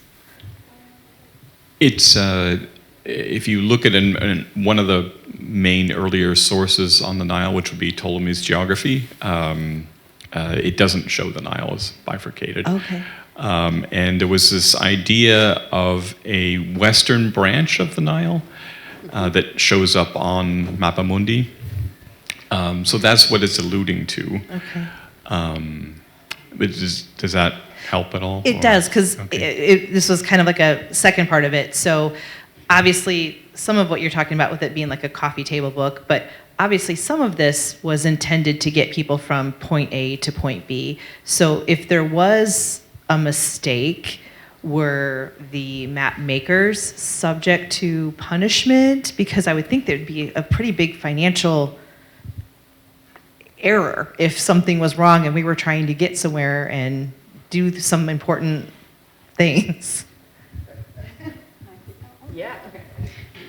I think the main thing and the thing that shocks people now is that these probably weren't meant to help people get from point A to point B. Maps really were not used for wayfinding purposes other than nautical charts. Those were an exception, but for the most part, I'd say most of the maps we've seen today, including city maps, even the one I showed you that was like a street plan of Rome, that wasn't used for people to find their way around the city. So people had other ways to navigate, literally, but that probably is not what they were used for. So they can also be imprecise in certain cases, right? Because there aren't implications, and they're meant to be looked at or appreciated from a library in Florence, not really on shipboard or something like that. So truly art. I mean, yeah, they're not utilitarian in the way modern maps are. Great question, thank you. And I think also, if we go back to, who was it made the point about maps containing speculation? I can't remember. We've all been talking about that a bit. Yeah, but I think that map makers were comfortable speculating because they knew that most people were not going to be trying to go to these places. There's actually a really great moment in, Laura, is it book 4? It's the beginning of book 4 where he's talking about West Africa. when he goes down the coast of West Africa, and at a certain point he stops and he says, and don't go any further than this, because people who go further do not come back. Yeah, they die. It's really hot. And but that reminds me, again, this is my historian hat speaking. There's actually been a lot of really interesting scholarship in the last 10 years on the Renaissance Kingdom of Ethiopia. So let's say you go to Cairo and you keep going south. What happens then? And one of the I have a colleague at Rutgers, Samantha Kelly, who works on this, and one of the things that she was really fascinated by was that the king of Ethiopia was not interested in foreigners. And if you kept going and you ended up there as a foreigner, he would keep you there. And there was sort of, I think, one account of a guy who got out and made it back to Europe, and he was like, oh yeah, and then there was this Hungarian at the court, and then there was this guy from Jerusalem, and then there was this whole sort of collection of Europeans that the king of Ethiopia just wouldn't let go home. So, I mean, so you can think about, well, that's all of their information, all of their knowledge that is not getting back to those map makers in Florence. Two questions. One, does the word Lasfera refer to the sphere as we conceive the world to be, or is it the circular circuit around the Mediterranean? And if it was the sphere, was there any friction with the church because at that time the sphere was anathema, or did it go by? And the other question is, how many copies, these were codices, how many copies remain in existence, or how many were produced, is it known? I don't think it's known. Survival rates on medieval manuscripts generally, I think a standard estimate is, I mean, obviously it's all over the place. It's subject to, libraries that catch fire and ships that sink. But I think as sort of a standard estimate is about, we can assume that maybe a third survive of the copies that were ever made. So that puts us in the high 300s for copies of Lasfera. So quite a lot. There are 160 extant copies. And your question about the sphere, the globe, no, the church had no skin in this game at the moment. Everybody knew that the world was round. The only question in this period was the question of how big was it, right? Columbus didn't think he was going to sail off the edge of the earth. Columbus thought that the world was that he could get to the east by sailing west because he thought that the world was a lot smaller than it is. He was off by, like a third? Yeah, so if you shrink the globe by omitting the entire Pacific Ocean, that's kind of what size Columbus thought it was. Yes, sir, question. How much influence came from the Jewish and Muslim scholars who contributed so much to knowledge in Europe? In the area of cardiology. Can I? Yeah. The first thing I think of is the whole tradition of Ptolemy's geography survived thanks to Islamic scholars primarily, to the Byzantine and then Islamic world. And so a lot of the manuscript tradition, Ptolemy was Roman, right, and kind of synthesized a lot of Roman geographical ideas. So when you have this revival of Ptolemy's geography in the 15th century, it's really a late Roman concept of the world that's being revived. But that tradition survived in the Byzantine and Islamic manuscript tradition. So there are some Islamic maps from the Middle Ages that kept it alive and then transmitted it. It was transmitted from those sources. So that's part of it. I can't say as much about sort of the Jewish contributions. I will point out that the maker of the Catalan Atlas was Jewish. Yeah. I have a Just question.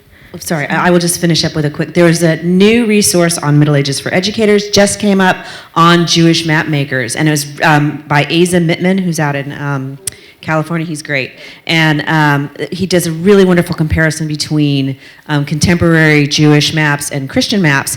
And the Jewish maps tend to be very, rectangular in their presentation, whereas the Christian maps are round. And so that just very basic shape comparison is very interesting. So I would encourage you to go to Middle Ages for Educators and look for Asa Mittman on Jewish maps. I'm curious as to how you guys got your, did you work with the original copy? Did you work with a copy, and if you did work with an original copy, did you get to take it home, and how did you get possession of it? I wish. No, with most of these manuscripts and maps, they are held, generally speaking, in large institutions, places like the Library of Congress, the Vatican Library, the Bibliothèque Nationale in Paris, and you have to have special credentials and training to go in there and request them. The Vatican Library, for example, will not grant anyone access who is not a doctoral student, at least. And so yeah, I mean, in a lot of cases, it's a question of you must go to the place and ask to see the thing. There is one sphere I spent a lot of my sabbatical going to these places and taking pictures of Sphera manuscripts. And there is one manuscript that I failed to get because it was in Gubbio, which is high up in the mountains of central Italy. It is hard to get to. It is not on the train line. And it really wasn't clear which of 3 libraries in the town of Gubbio this manuscript was in. And I only recently, in the last month, managed to get an Italian colleague who harassed a whole lot of people over email and finally went up to Gubbio and got pictures of this thing. So it can be hard sometimes. But what that leads to then is the point that none of this work we have been doing would have been possible without digital imagery. So, 30 years ago, the way you wrote about La Sfera was you went to a library and you saw a copy and you wrote something about what you found in that one copy. So the kind of comparative work that we've been doing over the last few years where I can call up and say, my digital images and say, here are 90 copies of map 8. And I can look at them and compare them. That is work that you never would have been able to do 20 years ago. Both because the digital images didn't exist. In a lot of cases, we haven't had to go to these libraries because the libraries are actually digitizing their own manuscripts and putting them online. And so I can just sit, as I did during the COVID lockdown, I can sit in my living room and be like, oh, so what do we have at the Bibliothèque Nationale in Paris? Ooh, look at this copy. This is nice. Hey, Laura, you're in DC, but here, look at this thing. I'm going to send you a link. So the changes in technology of the last really just 10 years have made this work possible. But they allowed pictures to be taken? I know that some people are some places are sensitive about. The Vatican won't let you. But the Vatican also, I have to say, was very, very good to us in terms of collaborating and being willing to digitize their copies of La Sfera specifically for us and kind of jumping our manuscripts to the front of their digitization queue. So credit to them for that. Absolutely. Well, it is 7:04, so it is 4 minutes past, but I want to thank you all. You've been an amazing audience, wonderful questions, wonderful participation. Thanks to all our contributors, to Chet and to Jessica and to Carrie, and thank you to our hosts. Thanks very much.